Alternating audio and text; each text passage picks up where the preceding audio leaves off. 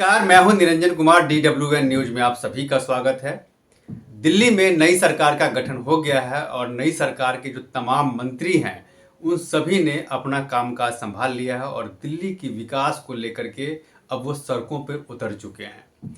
इसके साथ साथ अब जो है दिल्ली में विधानसभा का सत्र भी होना है। इसके लिए तारीखें तय हो गई है और ये जो तारीखें हैं वो 24 से लेकर के 27 फरवरी तक है, यानी कि 24, 25, 26 और 27, जिसमें 26 फरवरी को सत्र नहीं होगा। सिर्फ 3 दिन सत्र के लिए रखा गया है। 24, 25 और 27 ये 3 दिन विधानसभा का सत्र होगा। लेकिन सत्र शुरू होने से पहले क्या क्या प्रक्रिया है, आज हम उसी पर बात करेंगे। सबसे पहले आपको मैं ये बता दूं कि दिल्ली के जो उपराज्यपाल हैं VK सक्सेना, उन्होंने तमाम जो उनके चुन करके जो विधायक आए हैं उनके लिए प्रोटेम स्पीकर की नियुक्ति कर दी है। और ये जो प्रोटेम स्पीकर हैं उनका नाम है अरविंदर सिंह लवली, जो बीजेपी के विधायक हैं।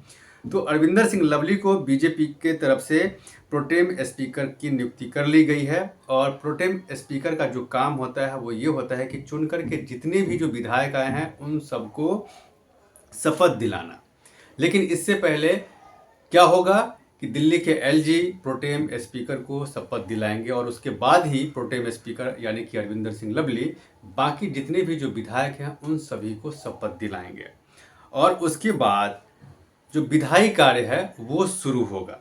और उसके बाद ही जब प्रोटेम स्पीकर की शपथ ले लेंगे उसके बाद ही डिप्टी स्पीकर और स्पीकर का भी चुनाव होगा। तो मैंने आपको बता दिया कि 3 दिन रखा गया है जिसमें सत्र होगा, जिसमें 24 फरवरी, 25 फरवरी और 27 फरवरी। 26 फरवरी को अवकाश रखा गया है क्योंकि 26 फरवरी को जो है महाशिवरात्रि है। ये बात आपको जानना ज़रूरी है और यही वजह है कि दिल्ली का जो सत्र होगा तो उसमें 26 फरवरी को अवकाश रखा गया है। आपको ये बता दूं कि 8वीं विधानसभा का सत्र जो है वो 24 फरवरी से शुरू होगा और समय उसका 11 बजे रखा गया है। नए जो निर्वाचित सदस्य हैं वो शपथ लेंगे। इसके बाद 2 बजे विधानसभा के अध्यक्ष का चुनाव होगा और उसके बाद जो है उपाध्यक्ष का भी चुनाव होगा। इसके बाद 25 फरवरी को सुबह 11 बजे LG अपना अभिभाषण देंगे और उसके बाद कैग की रिपोर्ट पेश की जाएगी। हम उसी कैग रिपोर्ट की बात कर रहे हैं जिसको लेकर के अरविंद केजरीवाल को सुप्रीम कोर्ट ने भी जमकर डांटा था कि वो लंबे समय से कैग की रिपोर्ट पेश नहीं किए हैं, जबकि कैग का रिपोर्ट हर साल पेश करना होता है।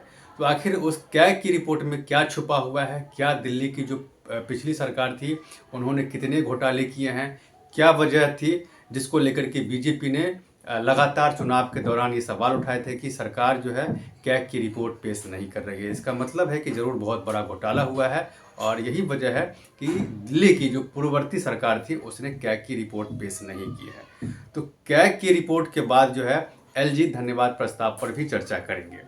अब सवाल ये उठता है कि आखिर बीजेपी जो है वो कैग की रिपोर्ट को लेकर के क्यों मुद्दा बनाई थी और कितने कैग की रिपोर्ट है जो पेंडिंग है और उसको इस विधानसभा के सत्र में सदन के पटल पर रखा जाएगा। तो सबसे पहले मैं आपको ये बता दूं कि कैग की 14 रिपोर्ट जो है वो पेंडिंग है, यानी कि 14 रिपोर्ट अरविंद केजरीवाल ने अपने सरकार के कार्यकाल के दौरान पेश नहीं किए और यही वजह थी कि सुप्रीम कोर्ट ने भी अरविंद केजरीवाल की सरकार पर सवाल उठा दिए थे कि आखिर कैग की रिपोर्ट सरकार क्यों नहीं पेश कर रही है, आखिर उसके पीछे की वजह क्या है। तो ये बहुत बड़ा इशू रहा है चुनाव के दौरान, आपने देखा होगा। अब सवाल ये उठता है कि कैग की रिपोर्ट के बाद जो है सरकार का कामकाज शुरू हो जाएगा।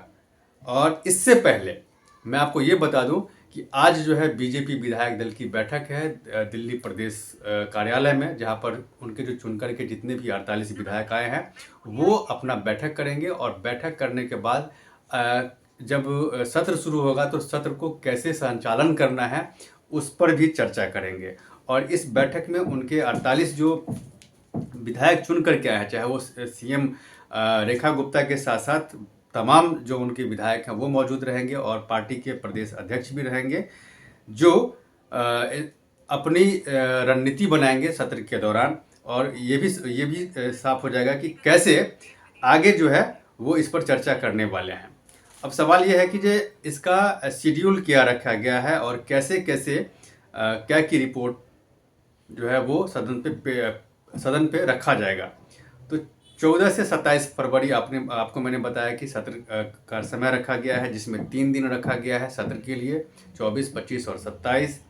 और हर दिन सुबह 11 बजे सदन का सत्र जो है वो शुरू होगा और उसके बाद एलजी जो है अपना अभिभाषण प्रस्ताव देंगे। यानी कि सबकी जब शपथ ग्रहण हो जाएगी उसके बाद लेफ्टिनेंट गवर्नर अपना अभिभाषण देंगे और उसके बाद ये देखा जाएगा कि कैग की रिपोर्ट में क्या है नहीं है, जिसको पिछले कई साल से अरविंद केजरीवाल सदन के पटल पे नहीं रख रहे थे। तो कैग बहुत बड़ा मुद्दा है और इसमें देखना ये होगा कि इस सत्र के दौरान क्या कुछ होता है। इन सारी चीज़ों पर मेरी नज़र बनी हुई है, आप मेरे साथ बने रहें और दिल्ली से संबंधित किसी भी खबर के लिए आप मेरे इस चैनल को सब्सक्राइब करें। तब तक के लिए धन्यवाद।